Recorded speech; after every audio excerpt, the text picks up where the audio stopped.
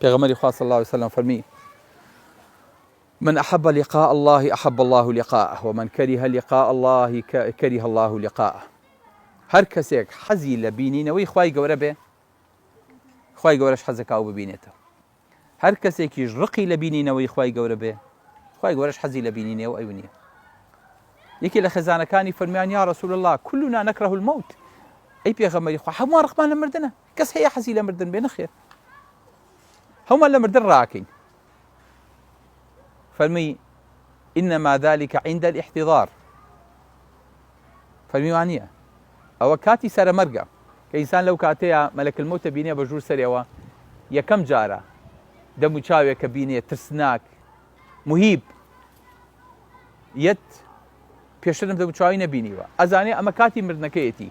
بینیوتانە زۆر جارەها هەتا حەیواناتیش یاخود ئینسانەکان کە ڕۆحیان نەکێشرێ کە ئاوا سەربەرز دەکاتەوە، کەس ئاگای لێ نییە، ئەم هەر ئاوا چاوی لە ئاسمانە و ئەمانیش هەریانەوەی هۆشی بێننەوە و هەر ئاوا چاوە ژێڕێ هەتاوەکو ئاوا حتا مەلەک المەوت سوڕێ و بلگەڵ یاسوڕێ، هەتا وەختێک ئەزانیت ڕۆحەکەی دەرەچێت. هەتا وەکو ئەو لەحزەیە کە ئینسان مەلەک المەوتی بینی،